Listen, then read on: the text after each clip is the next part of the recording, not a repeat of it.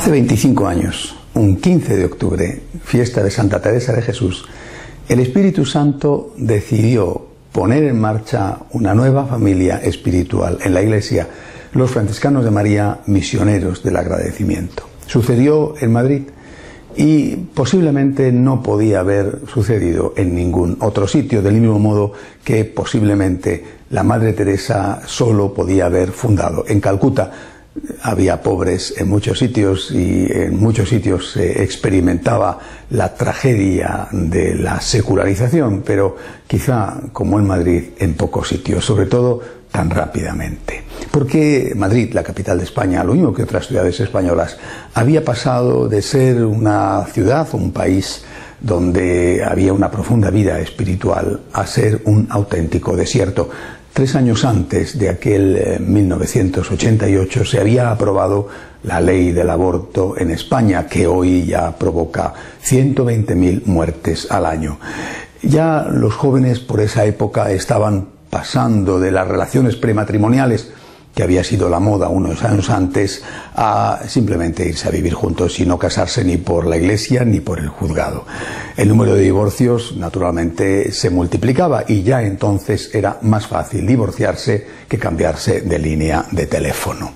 Es decir, ese país que estrenaba una magnífica situación económica retrocedía soberbiamente hacia atrás en aquello que de verdad importaba, en la moral, en la capacidad de convivir sin herirse y en la capacidad de amar al Dios que nos ama. ¿Qué había pasado?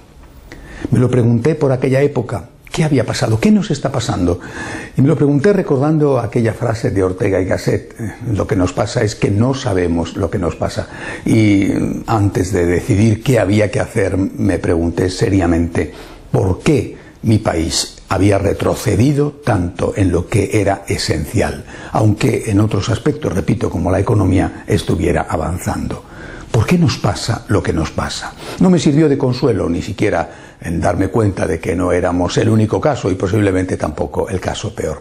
¿Por qué nos pasa lo que nos pasa? Vino en mi ayuda el recuerdo de una experiencia que le sucedió a San Francisco de Asís muchos siglos antes, en un contexto cultural, un contexto incluso de civilización cristiana totalmente distinta. Los santos reciben estas visiones de Dios y San Francisco fue uno de los más grandes, así que en una ocasión, en aquella preciosa ermita, capilla de la Porciúncula en Asís, tuvo una visión de la cual salió acongojado, llorando desconsoladamente. Sus compañeros le preguntaron, él respondió balbuceando: he visto las iglesias llenas y llenas de gente rezando. A lo cual los compañeros, quizá Fray León, que estaba allí a su lado, le interrogó diciendo, pues nos tienes que explicar un poco más, porque no entendemos por qué ver la iglesia llena de gente rezando te hace sufrir. Y San Francisco contestó: todo el mundo va a la iglesia a pedir, el amor no es amado. Y eso fue lo que a mí me dio la luz, como si fuera un relámpago que ilumina una noche oscura. El amor no es amado. No hemos enseñado a la gente a amar al amor. Hemos estado contentos y tranquilos mientras la iglesia estaba llena en los años, incluso en los siglos precedentes, pero no nos hemos preguntado por qué va la gente a la iglesia. ¿Van a amar al amor? ¿O van por interés? ¿O van por miedo? Y así fue como el Espíritu Santo me empujó hace 25 años a esta cruzada espiritual, a esta quimera, a esta lucha pacífica, para decir a todos: Dios existe, Dios te ama, pero también Dios tiene derecho a que tú le ames. Vamos a amar al Dios que nos ama. Hoy, 25 años después, vivimos una situación creo que distinta de aquella. Hoy se vuelve a hablar mucho de la Iglesia. Desde mi punto de vista se habla más de la Iglesia que de Dios, y creo que hay que hablar más de Dios que de la Iglesia.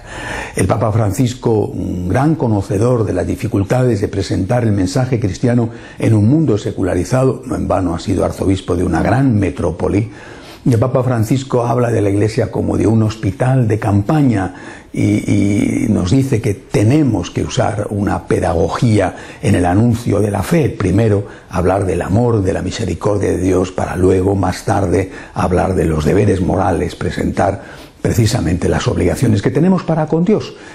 Esta es efectivamente una pedagogía que comparto, que siempre he intentado aplicar, porque en estos 25 años no me he cansado nunca de decir, en primer lugar, Dios existe, Dios te ama, Dios es la infinita y divina misericordia para ti. Mira cuánto te ama Dios, mira la cruz, mira su sangre derramada, Dios te ama infinitamente. Pero naturalmente esto no es suficiente. Quizá porque soy un hijo no del concilio, sino del posconcilio, he visto, he experimentado el daño que puede hacer el buenismo, el daño que puede hacer las rebajas morales con el ingenuo propósito de que la gente se acerque porque no pedimos nada. Al final, los heridos de la vida los podemos estar produciendo nosotros quizás sin querer, porque al no decirles qué cosas están mal, es posible que las hagan sin ser conscientes, ciertamente, pero al final el daño se produce. Por eso creo que es muy importante hacer el anuncio, es decir, afirmar, Dios existe, Dios te ama, Dios es la infinita misericordia. Pero a continuación decir, sobre todo a aquellos que ya están yendo a misa, que ya están en la iglesia, a continuación decir, Dios tiene derechos.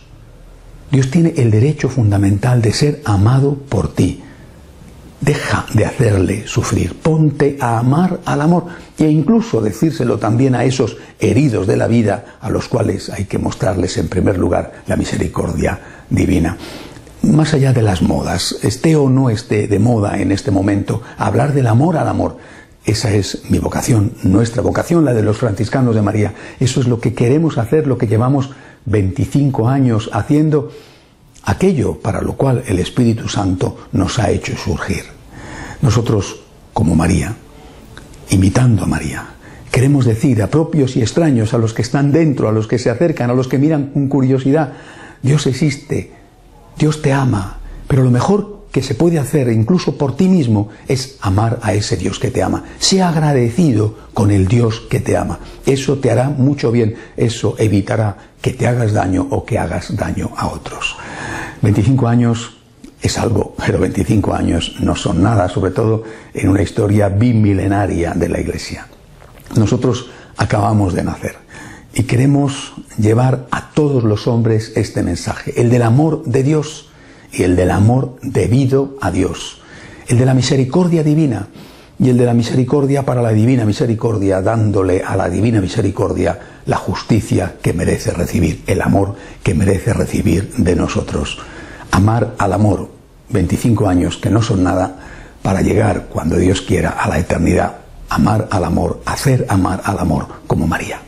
Hasta la semana que viene, si Dios quiere.